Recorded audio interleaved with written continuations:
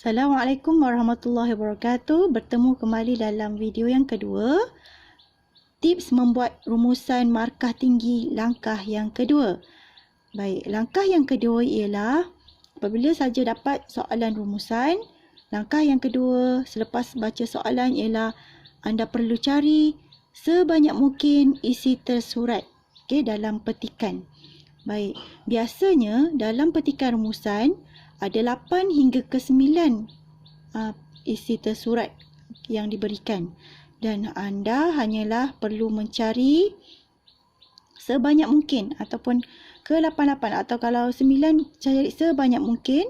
Ustazah galakkan untuk anda cari sebanyak mungkin supaya anda dapat pilih mana yang terbaik untuk dijadikan sebagai isi tersurat untuk penulisan rumusan. Caranya ialah anda baca, kemudian ambil pembaris dan juga pensel, gariskan isi tersurat yang anda jumpa dalam petikan. Kemudian anda senaraikan tulis. Contohnya isi 1, anda bulatkan hujung dia 1. Isi yang kedua, bulatkan sampailah sebanyak mungkin yang anda dapat dalam petikan tersebut. Itu adalah tips kedua, iaitu langkah kedua, mencari SU sebanyak mungkin dalam sebuah petikan. Baik.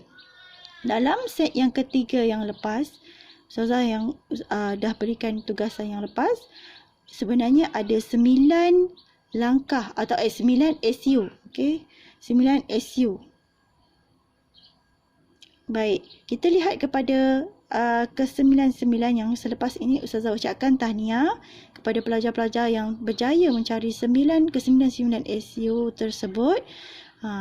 Dan yang tak berjaya tu cuba anda bezakan, bandingkan bagaimana di mana isi yang sebenarnya.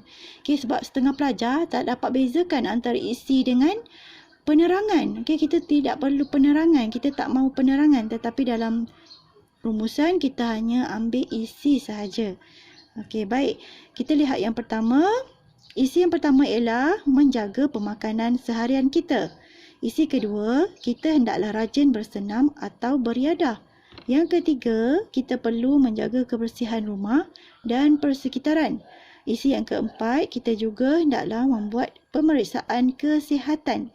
Yang kelima, kita juga mesti menjauhi perbuatan yang boleh menjejaskan kesihatan. Nampak macam sama tetapi dia isi yang berbeza. Yang nombor 4 ni ialah membuat pemeriksaan kesihatan. Yang kelima, mesti menjauhi perbuatan yang boleh menjejaskan kesihatan. Jadi isi yang berbeza. Yang keenam, kita juga perlu mempunyai pemikiran positif. Yang ketujuh, kita hendaklah sentiasa menjaga kebersihan. Yang ke-8, kita hendaklah sentiasa berbaik-baik dengan jiran. Dan yang terakhir, kita hendaklah sentiasa peka dengan keadaan persekitaran. Baik. Dan untuk rumusan, kita perlu pilih 6 isi terbaik. 6 isi terbaik untuk dijadikan sebagai SU.